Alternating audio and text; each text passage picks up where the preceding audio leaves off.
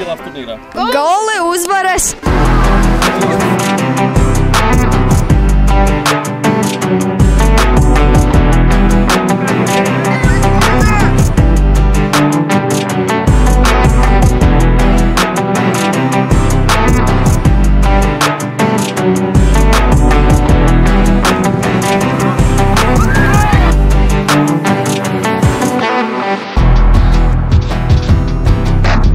Formāts jaunais man patīk. Tas nozīmē, ka beigās spēlēs pret attiecīgi savu līmeņu komandām, kas ir ļoti patīkami. Mums pēdējā diena izvērtās tādas ļoti saspringtas un grūtas spēles, kas ir ļoti labas pieredzei. Paldies visiem pretiniekiem! Top 4. Visi spēlēja vienādā līmenī.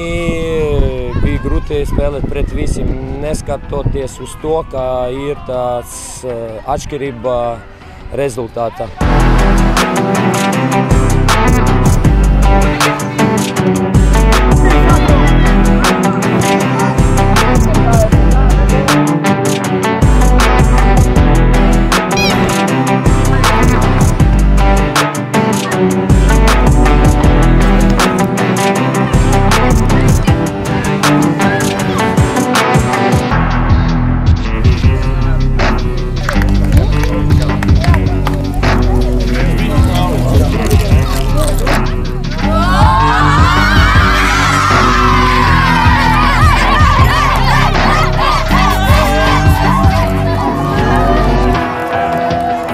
Laikam jāsāk ar nelielu vēsturi, jo principā ar komandu esmu salīdzinoši īsu laiku, pusgadu.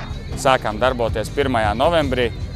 Šai komandai pievienojas daži jauni spēlētāji un sākām būvēt komandu no nulles. Pagājušajā gadā čempionāts komandai bija neveiksmīgs, komanda finišēja 11. vietā, tāpēc šogad laikam ir dubults prieks, kad izdevās izveidot komandu ar raksturu, kas grib.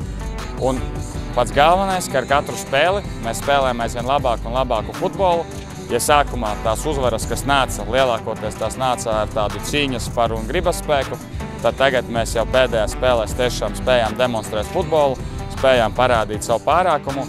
Un man ir patiešām liels lepnums par puišiem, ka visa čempionāta laikā 12 spēlēs netika piedzīvots neviens zaudējums. Spēles bija sīvas, bet raksturs šoreiz izrādījās spēcīgāks, un tāpēc esmu ļoti lepns par puišiem un domāju, ka šis ir tāds Rīgas čempionāta šī gada lielākais pārsteigums.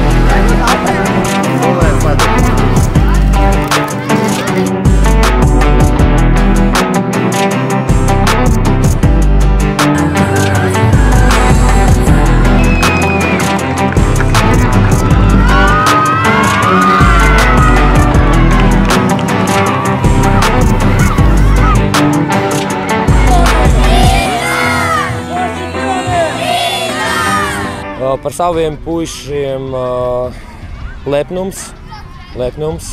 Malači izturēja. Mēs riktīgi pastrādājām nometni pēc tam.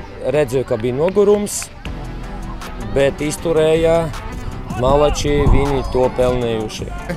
Viens jautājums. Ko grūtāk atbalstīt? Izlasi vai bērnu laukumā? Man šeit smagāk un emocionālāk vienmēr ir bērnu laukumā atbalstīt, jā, jo, zikā, pirms man bērns nesāk spēlēt futbolu, man vispār bija grūti saprast šo sportu. Es kā basketbolists skatīties to visu, tas bija tāds, izaicinājums, bet šobrīd es esmu ar visām emocijām iekšā tajā, bet, forši redzēju šo sportu.